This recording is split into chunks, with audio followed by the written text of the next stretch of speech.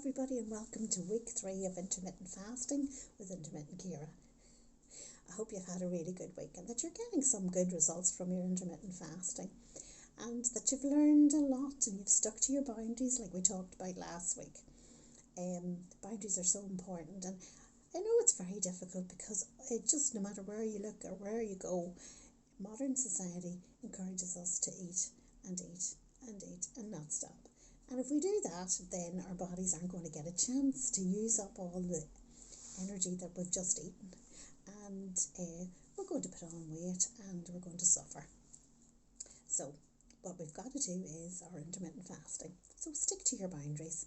Some people have longer boundaries than others. Some people are eating a 12-12. Some people are eating a 16-8. And that's really where I want you to get, especially you beginners. Break yourselves in nice and gently and get to the 16-8, where you're fasting for 16 hours and you're feasting for 8. And it's very doable. Now, it is tough at the start. It's tough in the mornings, I find, especially when ghrelin, your hunger hormone, is shouting at you to eat. And all I can say to you is drink plenty of water, and that feeling of terrible hunger will leave you. It just comes in waves, and as things go on, as time goes on, and I know myself, yes, I still have ghrelin talking to me, but I can dismiss that very quickly and keep myself very busy. So I'm busy doing chores and things in the morning time, so that sort of speeds the hours fly by when you're putting on soup, you're drinking water, you're doing chores about the house, or if you're in the office, you're working away. And it's great if you have a wee bit of office work to do and you have something that you have to get done, and you just get through that and you drink your water and the hours will fly by. Before you know it, it's time to break your fast with a lovely cup of coffee or a nice piece of fruit or something like that. So it's nice to break your fast in nice and gently. At the stage I'm at, it's nearly a nomad that I'm doing, which is 1 meal a day. So I'm concentrating on that one meal. So I have loads of time at lunchtime, loads of time at breakfast time to do all the things I have to do. Get my steps up. I try to do 10,000 steps a day, and I try to get out into the garden, and I try to get the rubbish out. I try to make the beds. I try to clean floors. I do all sorts. So the whole trick is to keep yourself busy. Now you can imagine a day that you're keeping yourself busy. You're working hard, you're feeling a wee bit hungry, and you're thinking to yourself, gee whiz, I am doing well here. I'm really working at my goal. So do you feel positive or do you feel negative? You feel positive, you feel great. And every day is a good day when you've worked hard on your intermittent fasting. Now, having said that, don't panic if things happen, if visitors call and you have to make tea or coffee, or there's some party in the office or something, and you can't say no to the piece of cake. Don't worry about it. That's fine. You can work that into your eating window and move on to the next day. Now, I find that I try to do it Monday to Friday as best I can. I work really hard at it. I do have the odd wee slip. Somebody comes into the house with a bar of chocolate, and sure, I can't stop but eat a couple of squares of it. So it's not easy. But anyway, work hard Monday to Friday. Try your best to stick to your boundaries, stick to your guns, and do well. Saturday and Sunday, different kettle of fish. Don't go off the rails. Certainly, work a wee bit at it. But have at least one day off that you can eat whatever you like whenever you like. Although, to be honest, I do try to keep my eating window within 8 hours at all times. But that's because I've been at it quite a long time, and it's not that hard for me now. And during the week, less than 8 hours every day, and my eating window would be less than 8 hours. So that is something that, well, I've come to this stage, within the intermittent fasting, and I've done extremely well with it. Now, I lost that 2 pounds I was carrying over the Christmas, and it's harder for me to lose weight now because I don't have as much weight to lose. So it's not going to be easy for me. So I have to mix it up a wee bit. I have to squeeze my eating window, and I'm working towards a 24-hour fast. I haven't done that yet. I've done the OMAD all right, not very often, but I concentrate on the one meal a day, and I have a little collation, you could say.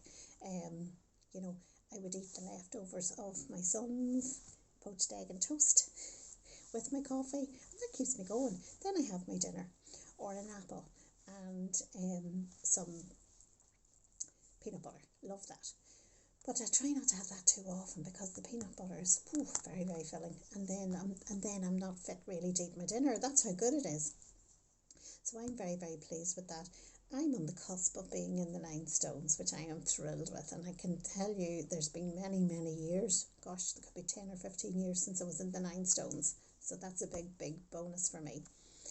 I'm not going to say, hey, I'm there yet, because I'm ever so slightly there. I'm just going to wait until I'm definitely in the 9 stones before I celebrate with you.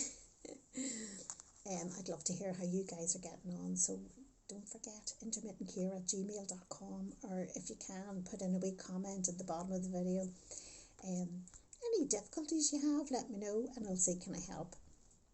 I do go to see my surgery regularly. I tell the nurse in our practice what I'm doing, and she's very supportive in it, and she knows I still have weight to lose, so she's happy with me continuing on with my intermittent fasting. But if you have no fat to lose, you're not welcome here at the Intermittent Club. You can maintain if you're happy with your weight, or if you're at your target weight. Certainly you can maintain, and you can get the good things that you get through intermittent fasting, like autophagy, where your dead cells are replaced with new cells, and there's lots of muscle growth, and there's everything along with it. But what I will say to you this week is, fasting it has been here for centuries, but people don't like it because it's not easy. But when we are building up, like you guys are, and I have, building up to fasting a certain number of hours in the day, that's the way to do it. It's not something you do or decide to do overnight. That's going to be so terribly difficult. So my advice is to take it handy, take it at your own level, and push yourself ever so gently until you've nudged yourself into the 16-8. And then when you get your plateau, you can shake things up a little bit. Remember, take the weekends off. And it's coming up to Lent, and I'm going to go off chocolate, because, as I've said before, I'm sure I told you, I have people in my house who bring in bars of chocolate and cream eggs, and I find them totally irresistible. And yes, I have been eating the odd one. And it's getting pretty regular at the minute because of the cold weather, and I suppose people think, oh, we eat cream egg, just to cheer us all up with lockdown. Yes, of course, take that, but be very careful and fast a wee bit more, because you've taken on that wee bit more, I suppose, carbohydrate and fats.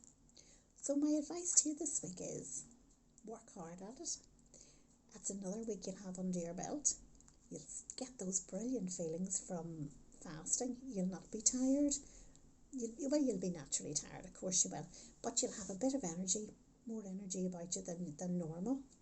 You'll be sleeping better, and you'll really enjoy your food, and you'll have more time because you're not cooking all the time for all these different meals. You'll enjoy your food more, and you'll enjoy the company that are at your table. So my advice is, go for it, everybody. Go for it this week. Work hard. Get into the Lent way of going on. Be good.